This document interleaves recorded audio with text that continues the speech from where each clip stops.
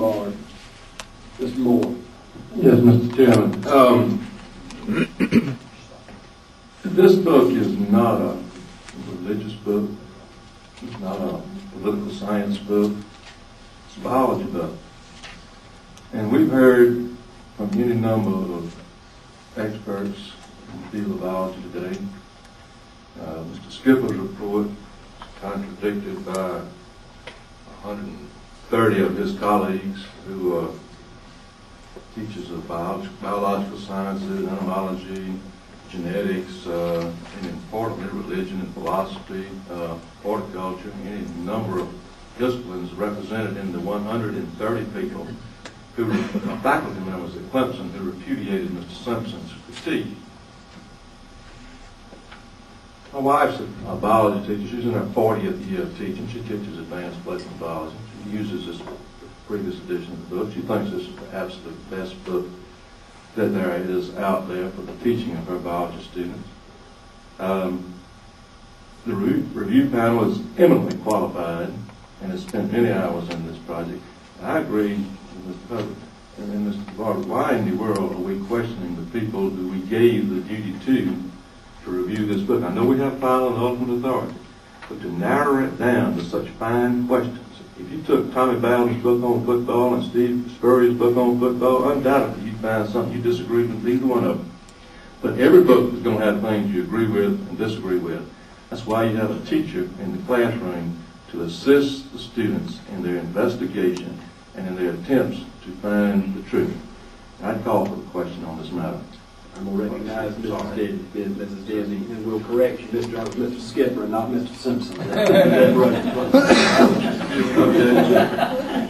But I appreciate it. Yes. Thank you. I agree. First of all, we are standards-based. Our instruction is not bound to a textbook. And the textbook addresses the standards.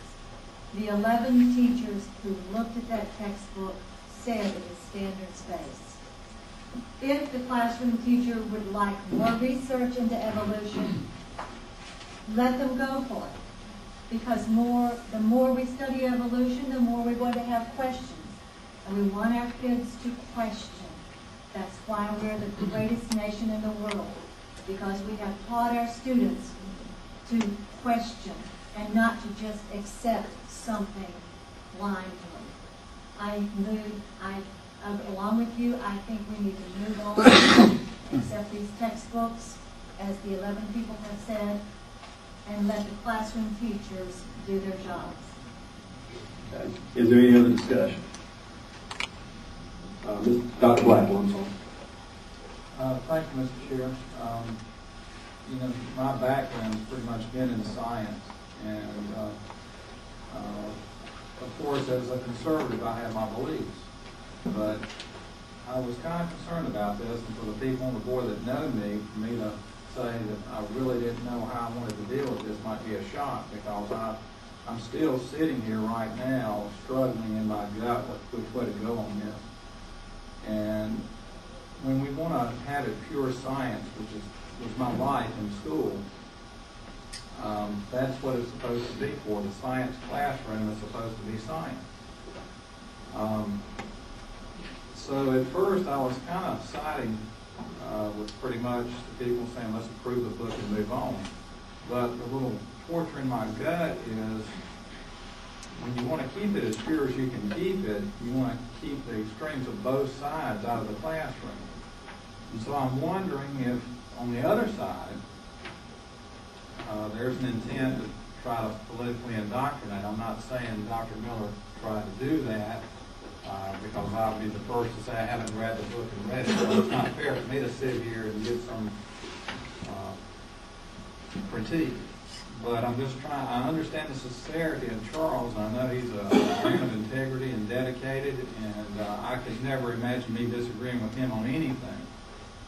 But at the same time, like I said, I mean, this has been my whole career, science. And you have to keep it pure, and you have to teach the facts. And I don't know what I'm trying to say by sitting here rambling. I'm hoping I can delay the votes and make a decision, I guess. And you know, the one thing that bothers me, and I don't guess, Mr. Chair, that we can ask the author, the statement of theory of evolution versus law of evolution bothers me a little bit. I mean, that might not have been any intent made with that terminology, but it does grab my attention a little bit. Was there trying to be any kind of politically indoctrinated direction with that statement? And forgive me for, you know, just putting a textbook through too much analysis, but this is a hard one for me because I really feel like we need to let the teachers teach, and as Hamp mentioned to me, there's no textbook that's going to be perfect. I mean, every textbook you grab is going to have mistakes in it, and I just hope I make the right vote on this one. Chair recognizes Mr. Mitchell. Thank you, Mr. Chair.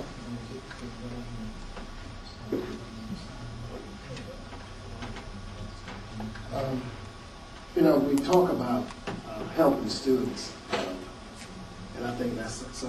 I say this word before. We piggyback on the students all the time, and we say we help the students. But if we have 11 qualified teachers, classroom teachers, I've already said, you know, if the vote is 6 to 5, you can kind of juggle that vote a little bit. But right now the vote is 11 in favor of the vote. So, you know, we are sitting here saying the students, we try to do the best with the students in the classroom, but we have 11, I hope I'm right, 11 classroom teachers that already approved that vote. So, you know, we are sitting here, so well, 11 classroom teachers is not good enough. We need to get 11 more. So, we know, if we stay here and it's trying not to decide to use this book, I think we're really hurting the kids here in South Carolina, because we have some people here on the panel on the board that's using the book already. So I think you know, vote time comes, I'm going to vote to approve the book. Thank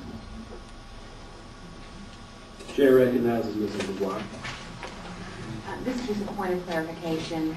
Mr. Moore, your motion is to approve the recommendations of the withdrawal of the single book and then the approval of the other book. Is that correct? Correct. Okay, that was all you needed. Can I go to? Mr. Secretary, I just wanted to agree with,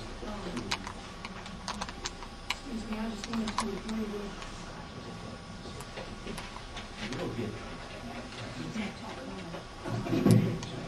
I just want to agree with what's been said by Mr.